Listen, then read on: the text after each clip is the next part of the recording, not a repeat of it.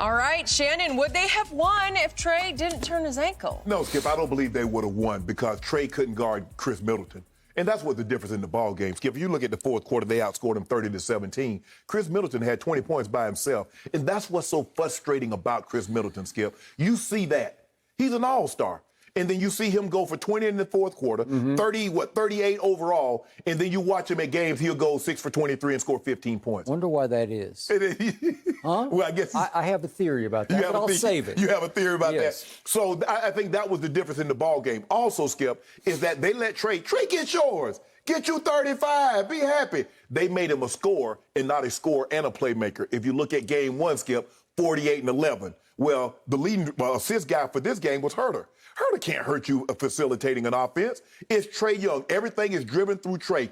And once they let Trae do his thing as far as scoring, no one else really came along. Gallinari was trying to come along. But when you get Khris Middleton go for 38-10 and you get Giannis go for 33-11, 33-12, they're going to be very, very difficult to beat. And Budenholzer, he still played, Skip, of anybody on the Bucks that played at least 7 minutes, only one guy had a negative rating. I'll give you one guess to guess who that was. Of the people that played, how many guys they played? They played 1, 2, 3, they played 10 guys, 9 guys, 10 guys. Only one guy had a negative rating that played at least 7 minutes, Brook Lopez. Bobby Portis need more playing time because he was huge. Because, Skip, he can defend. Yeah, he can shoot the three. But he can put the ball on the floor and get to the basket. He's a monster on the glass. He gave them a lot of second-chance opportunities. So, Skip, I don't believe, it's frustrating because it was such a freak accident. I know the official that Trae Young foot that he stepped on, Sean Wright, been knowing him for 20 years. It was just a freak accident, Skip. The guy, he was just standing there watching. Trae shoots the ball, steps back, steps on his foot. And I know it's frustrating. I know it's sore. But I do not believe that had an impact on the game. I don't believe they would have won because, Skip, once the Bucks got rolling in the fourth, they had no answer for that. So Khris Middleton combined with Giannis, that was too much for even Trae to overcome. So I do not believe the foot had an impact on the ultimate outcome of the game. I cannot tell you how much I disagree with just about everything you just said. Starting with the premise, and we'll never know this for a fact. Right. But I do believe before that crazed crowd in your home away from home, Atlanta, GA, that if Trae Young had not stepped bizarrely back and stepped on Sean Wright's ankle, I believe they would have won that game. They went into the fourth quarter up 2. They immediately, without Trae Young, increased it to 5. Right. So when he finally came back on the floor, they're up 93-88. Right. So if he had been Trae Young, all caps, I believe they would have gotten that home because that crowd was crazed with Cam there. Cam Newton was there. Floyd was there. Floyd Mayweather Jr. was there. It just felt like one of those electric event nights when it would have been Trae Young's night to shine. And instead, he did just the opposite. He was extremely disappointing to me both on Friday night and last night because I thought Friday night at Milwaukee in Game 2 after they just shell-shocked them in Game 1, I thought they, as I told you Friday, had them on the run and on the ropes. And what did Trae Young do in Game 2 at Milwaukee Friday night? He came out flat and uninspired and just seemed like, you guys take this if you really want it. And I thought they bodied him Friday night. Well, they got on him. They was on a true holiday saying, you ain't finna do this to me. He shot 6 of 16 to Trae Young and 1 of 8 from 3. And I keep saying, he is a lousy three-point shooter. People try to compare him to Steph Curry. It's just outrageously, blasphemously wrong. He can't do that. So far through the playoff run, he's shooting 33% from 3, which ranks 87th of 106 qualified playoff three-point shooters. It's just pathetic. But I was trying to board his bandwagon because this little man provides such spark and spunk and swag, and he's such a little spitfire for this team. It goes as he goes. Absolutely. And last night, obviously in the fourth quarter, it went south. So if this was the end of the Atlanta Hawks, as at least I knew and loved them, you betrayed them and sold them out. You picked Milwaukee. But if this were the end of the Atlanta Hawks, the end of the road, wouldn't this be a fitting left turn once again for this injury-riddled playoffs? That even Atlanta lost its budding superstar in the most bizarre ankle injury I have ever witnessed in all my many years studying the National Basketball Association, or basketball in general, including college basketball. Right. For some reason, Trae steps bizarrely way back, like he was going to go down in the blocks to run the 100 meters or something. He had just turned the ball over. What do you step so far back for? I think he shot the ball and saw that it was missed, and he was going to try and get back on defense, so he was going to try and sprint back. But usually you just go. You know, your 2 feet are on the floor, and you just spring. He's got maybe the best spring in all of basketball. And all of a sudden, he has to step way back with his right foot. And he rolled over and looked up at Sean Wright like, why were you in my way? Well, he wasn't in his way. He was standing out of bounds. Exactly. There was nothing that Sean Wright was doing wrong. He didn't dangerously get in Trae's way. He didn't step in where he was about to land like you do for a three-point shooter. I have no idea why Trae stepped so far back behind him, out of bounds, and stubbed his ankle on that foot of the planted foot of Sean Wright. So that's bizarre enough. So this is where he really disappointed me. So he goes to the locker room. This is the end of the third quarter. And he stays for a little while, and he comes back to the bench. And you could see him on the camera up the tunnel walking, and he didn't seem to be walking with a limp at all. He comes back, and he sits for about 2 clock minutes on the bench, and I thought, uh-oh, he thinks he can't go back in. Because wouldn't you, get on the bike and try to get it loose? Or if you got it, if you shot it, let's say he took a painkilling injection in the locker room, which is highly possible. I have no idea if he did or didn't. But if he came back to the bench, he'd usually say, "Put me in, coach. I'm ready. This is it, man. This is the swing game. This is, we could be up 2-1 at home with game 4 at home. You know, we'd have them where we want them." And instead, he just sat quietly for a couple of minutes. And finally, it looked like Nate said, "Do you want to try? You want to go?" And he said, "Yeah, I'll give it a try." And then what happened? He immediately goes into the game and was completely disengaged on offense. He did not participate. When he had the basketball, he either passed it. He did take that first three, and he made his first three. And I thought, way to go, young man. Make miracles. Here we go. Because he could go Willis Reed. For our younger viewers, Willis tried to play in a Game 7, which he probably shouldn't have played in. I think he had an ankle injury, too. It was quad. Yeah, but again, they said it was also an ankle. I was reading again last night. Some people said it was an ankle. I have no idea exactly what it was. I'm not sure anybody ever knew for sure. But I thought he could go Willis Reed. Or how about Isaiah Thomas? I was there. I was courtside. 1988. It was Game 6 in Detroit. Those bad boy Pistons were up 3-2 on the Lakers out here, not at Staples. It was at the fabulous Forum out by the airport in Inglewood. So I am right there, and Isaiah is going off on the Lakers in the third quarter and had already scored 14 in the third. Turns his ankle horrendously. It looked like one of those, where you say, you can't go on that. And he sucked it up, gutted it out, and continued to fire away and scored 11 more points in the third quarter to set the all-time playoff record for any quarter of 25 points. That might be one of the very greatest performances you'll ever see. And it comes down to some phantom foul call on Bill Laimbeer at the end of the game on Kareem.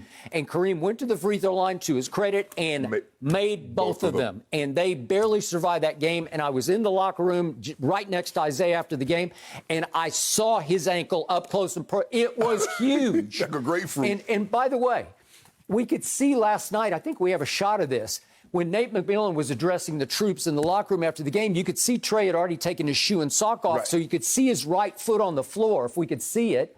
Can you see that? There we go. It doesn't look huge to me, does it? No. Does it look swollen yet? I mean, it could swell overnight, but it does not look grapefruit, right? And the thing is, Skip, in a situation like that, you don't want to take the tape off because you don't want it to blow up. And that's what happened with Isaiah, Skip. Isaiah kept it on. Now, once he took that tape off, and I think that's the thing there. Now, maybe Trae went back and got it retaped. But normally, I agree with you, Skip. When you sprain an ankle or you twist an ankle, you want to get back in there and keep the blood flowing. You don't want it to settle, because if that thing settles, you start to think about it. You're like, I ain't going to be able to get back into the ball game. So now, here we go again. We're facing the issue of pain threshold. It's a matter of how much can you take? How much do you want this game? How much can you just suck up and swallow your pain and say, I have to do this for my team's sake? It could be old school versus new school. It sounds like I walked 15 miles to school in the snow, like you used to do, right? Okay. But in this case, I don't know his pain threshold. I wished he had sucked it up more and said, I'm going to do this. I'm going to try.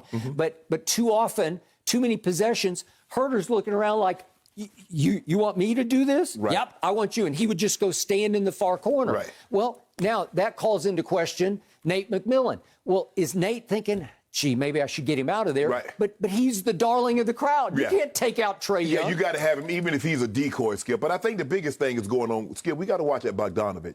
Skip, he's 3 of 16. Okay. He's 2 of 10 from the 3. Skip, he's not giving Trae anything. At that moment, it's all about Trae Young because they're just looking like, are you going to save us or not? Skip, I know he's wounded. Yeah. So I'm not going to let Trae. I'm definitely going to make him get off the ball. Now, you see Drew Holiday, he gets up even more into him because he knows he's on one leg. What are you going to do on one leg, Skip? Which brings me back to Khris Middleton. If you look closely at his playoff performances, when the games are on the line and they're tough games and they're down to the wire games, he is likely or liable to disappear. Right. We saw him the other night go 0 for 9 for 3. Yes, game 1. But he's also a very shrewd operator. And when he smells blood, and he knew once Trae stepped on the floor, he wasn't Trae Young anymore. Right. You could just see the Bucks knew, he not only does he not want to play defense, but he doesn't even want to play offense. Right. So he is decoy at best. And Khris Middleton started to feel it because he felt like they had the complete upper hand in the basketball game. And once he gets going, he is an all-star. Yes. He can go like that. And so he smelled that blood, and he just poured it on them. Yes. And to score 20 in the fourth quarter. He outscored the Hawks by himself. Yeah. They scored 17. It was hard for me to watch. We're about to talk about this in a minute. But, if the Clippers could have made just one of those shots, and he's making like 6 out of 9 threes, I'd take one. Skip, you know it's in trouble. They come up on the break, and he has the ball. He driving. They cut him off. He backs up to the three-point line, shoots the ball over his right shoulder. Now you're unconscious. Yeah, you're like, okay, too good. He got us. Okay. We get ready for game 4. So down the stretch, after Trae came in at 8:44 remaining, with a 5-point lead, the hometown Hawks got outscored 25-9. It's just not right. No. So it made me wonder, would they have had a better chance if Lou Will had just stayed in the game and they could play 2 guards with Herder and Lou Will and kind of have no point guard? I would say they would have had a better shot. Because and I know, Lou Williams, especially at home in Atlanta, he can go pretty hot, too. Yeah, he was, but he didn't have it yesterday, Skip. For whatever reason, he hadn't played. I mean, he's had a couple of games, especially against Philly, in which he's played well, but he hadn't played that well in this series. It's really, Skip, the thing is with Milwaukee, they said, look, Trae, you can get your points. But what we can't allow you to do is what the Knicks and what Philly allowed you to do. Go get 30, and then you have 11, 12, 15, 18 assists. We can't let you be a scorer and a playmaker. You can be either or. And they don't believe the other guys, minus Trae Young, can beat them. Yep. But, Skip, it's the streakiness of Khris Middleton. Skip, we saw him the first 2 games against the Nets. He's shooting 6 of 23. He's shooting 5 of 24. And the next they come home, and he's unconscious. Yep, now, and his home road stats are shockingly. Skip, they're like 12, 13 points. Right. And then but Skip, in big moments, you remember the game 7, the big moment shots, he took them. He made them. So I trust him, even though Giannis is the best player. Giannis is a 2-time MVP. I don't want the ball in Giannis' hand in the last 2 minutes of the ball game. I don't think that team does either. Yeah, give me Khris Middleton. Okay, so in the fourth quarter last night, Giannis, the 2-time MVP, the PER prince of this league, player efficiency rating, he takes 2 shots in the fourth quarter, and to his credit, he made both of them. Right. He got to the free throw line once to shoot 2 free throws, and he made one of them. Right. And obviously, the Atlanta crowd was getting to him with its rhythm chants of 1, 2, 3, 4, trying to speed him up. And another bad air ball. And he had another bad air ball. He had another bad one from 3. So he goes from the free throw line 6 of 13.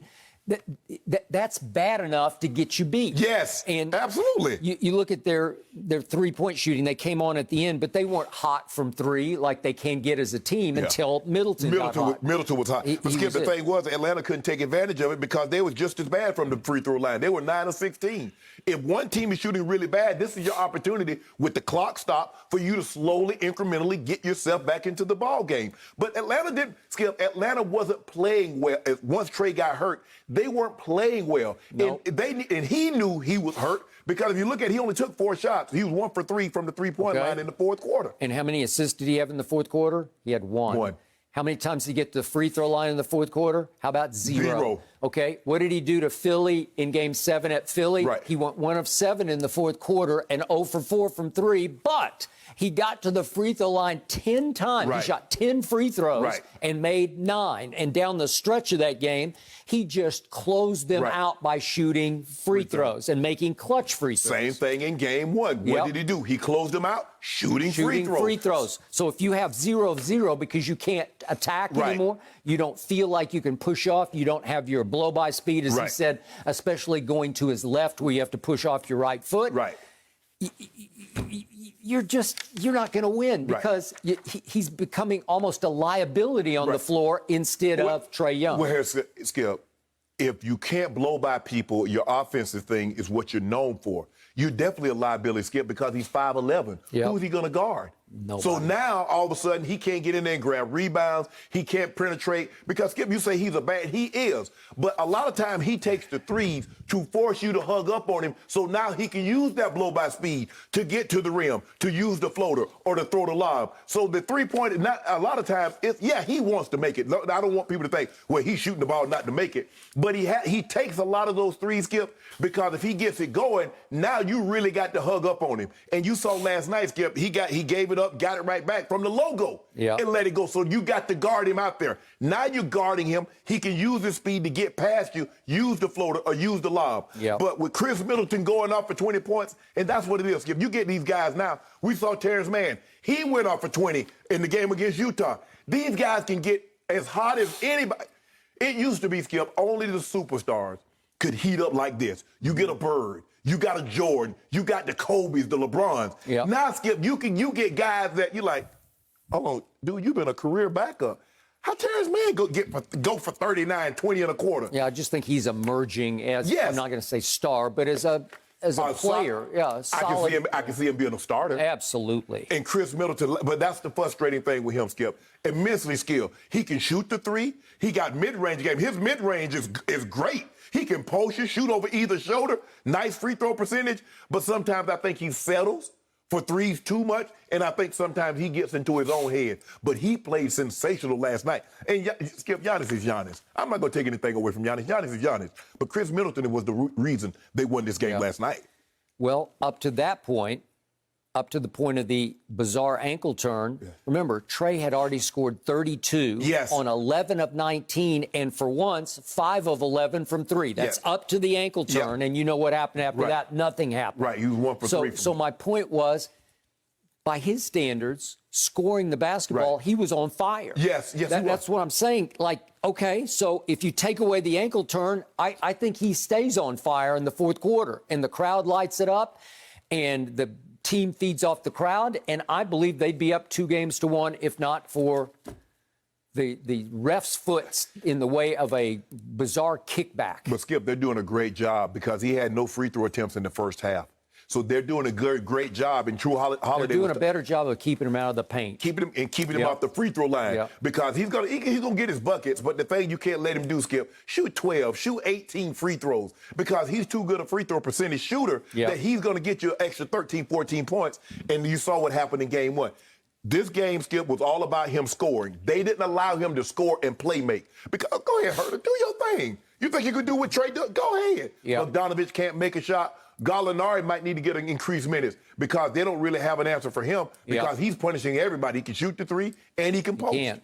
So in the end, via TNT, we saw Nate McMillan lecturing his troops in the locker room saying, hey, this is the same series all over again, speaking of Philadelphia, because they fell behind 2-1 against Philadelphia. and they had to win Game 4 to stay in the series. Right. Okay? So he's saying it's the same. Well, it's not going to be the same if their little man can't go. Yeah, it's the next 48 hours. Now, Skip, maybe because we saw Cameron Payne turn his ankle. He did. And then he was able to go. So maybe it was a situation. And Campaign looked like he could go in that game. Yeah, and so maybe it's a situation with 48 hours. He can come back, get some therapy and some treatment, and he'll be good to go. But if he's not as close to 100%, they're not winning that game. They are not winning that game. And you're not getting down 3-1 and coming back and beating Milwaukee. Heck no. And yet, all signs would say it can't be that bad because he wasn't limping and I didn't see any immediate grapefruit swelling. Right. Okay. Thank you for watching. You can subscribe here to get the latest from the show, and be sure to check out more of the best clips from Undisputed, or go watch a few other segments from our other shows on FS1.